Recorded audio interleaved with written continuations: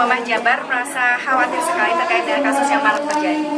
Dari mulai sebetulnya semakin lama semakin kecil juga ya, dari mulai kekerasan seksual, kemudian perundungan, termasuk juga terkait dengan HIV/AIDS.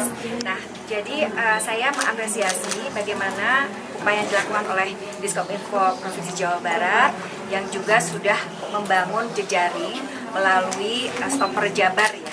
Jadi ini adalah sebuah aplikasi yang bisa diakses oleh anak SMA, SMK, dan juga SLB apabila terjadi perundungan.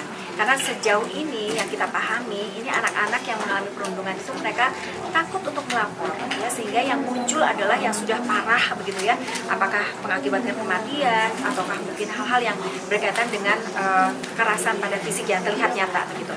Nah, oleh karenanya memang penting sekali kita dorong seperti itu. Termasuk juga kita ini punya Jabar Cekas melalui jejaring bersama dengan DP3 AKB ada di 627 kecamatan begitu ya. Di dalamnya ada ibu-ibu PKK, para tokoh masyarakat, termasuk juga berjejaring dengan kepolisian ya, kepolisian setempat begitu, termasuk juga dengan psikolog dan lain sebagainya. Jadi kita berharap bahwa semakin dekat dengan masyarakat, kasus-kasus ini bisa kita atasi bersama-sama gitu. Jadi tidak perlu sampai ke berita-berita nasional dulu, jangan sampai juga kasusnya sudah parah dulu gitu ya, tapi diselesaikan. Nah, termasuk juga kita punya program saat ini bersama dengan JQR. Ini saya kira saya patut apresiasi karena langkah mereka untuk mengumpulkan para mahasiswa saat ini ya, yang ini adalah perwakilan dari seluruh universitas di Jawa Barat begitu ya, dilakukan terkait dengan sosialisasi mengenai pentingnya ruang aman bagi para mahasiswa begitu ya, terkait dengan tadi 3 hal tadi, dari mulai kekerasan seksual, perundungan, dan juga HIV/AIDS. Saya merasa ini sangat penting karena dengan adanya sosialisasi mereka tahu dulu apa yang sebetulnya harus mereka hindari gitu ya, apa yang seharusnya mereka lakukan. Nah, ini penting. Jangan-jangan mereka selama ini menganggap bahwa sesuatu misalkan disiulin, dicolek itu satu hal yang wajar gitu.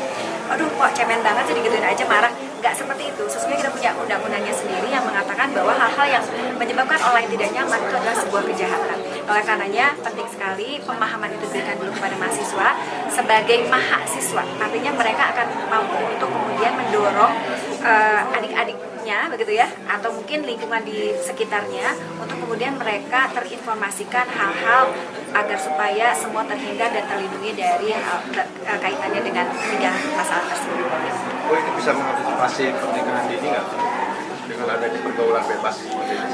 Iya, sama. Jadi itu juga salah satu PR di DP3 AKB saat ini, karena akan mungkin juga membaca berita dan lain sebagainya, karena kasus pernikahan anak itu sampai sekarang masih belum kita atasi. Meskipun ada penurunan, namun penurunan itu tidak kemudian lantas menghilangkan kasus. Nah, kalau ini kaitannya dengan pernikahan usia anak, ini memang penting sekali kita melakukan pendekatan. Pendekatan itu dengan apa? Pendekatannya adalah bekerja sama dengan para tokoh masyarakat, para tokoh agama, dan lain sebagainya.